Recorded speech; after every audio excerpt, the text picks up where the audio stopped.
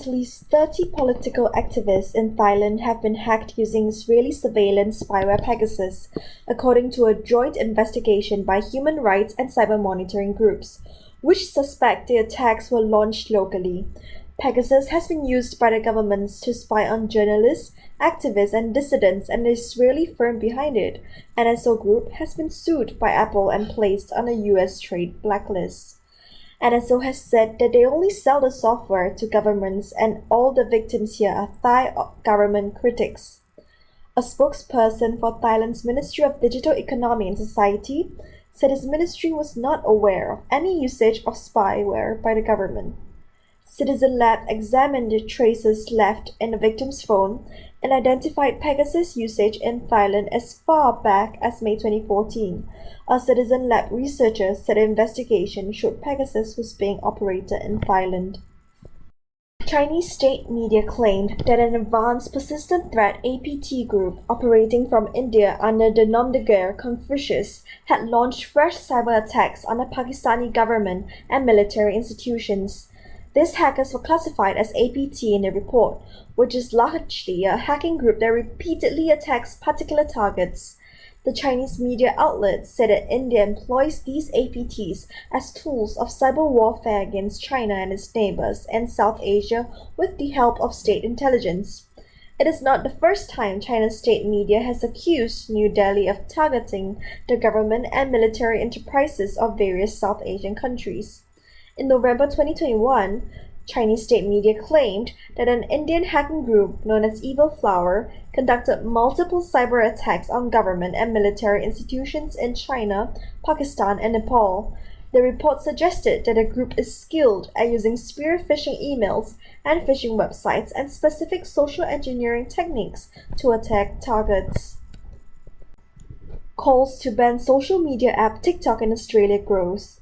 Cybersecurity experts have warned Australian TikTok users that the Chinese government could use the app to harvest personal information, from in-app messages with friends to precise device locations. The Beijing-backed app taps into smartphone calendars, contacts lists, and scans the device's ID and hard drive to monitor all other apps that have been installed. TikTok also checks the device's location at least once an hour and will persist in seeking data from contacts even if permission is denied. With the communist superpower a world leader in data collection, AI, and facial recognition software, there are fears that TikTok is being used by Beijing to spy on young people in the West. Ransomware attacks are on the rise, and organizations in Singapore are among the most targeted in the world, according to a recent study. Criminals are also increasingly using a double extortion tactic, where they not only encrypt the data but also steal it and threaten to leak it or sell it online. Cyber Reason said Singapore businesses are witnessing the greatest volumes of such attacks amongst the countries polled, with 80% of respondents saying their organizations have been hit by a ransomware attack in the past 24 months. Globally, the average figure was 72%. The percentage of Singapore organizations that reported at least one attack in the past year also rose from 60% in last year's report to 80% this year. Ransomware is an extremely lucrative model with little to no risk involved for the threat actors, as they often operate in countries with no extradition treaty. This allows them to operate with near immunity. The developers of the malware are increasingly opting to share their tools with affiliates, such as those who specialize in gaining unauthorized access to networks, in exchange for a fee or a cut of the ransom. Factors like lack of cyber hygiene, as well as lack of visibility and detection of cyber criminals, are overwhelming in many companies' security operations.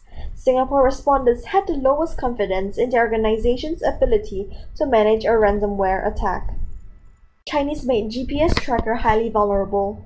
Cybersecurity researchers at BitSight found that a popular Chinese-made automotive GPS tracker used in 169 countries has severe software vulnerabilities, posing a potential danger to highway safety, national security, and supply chain.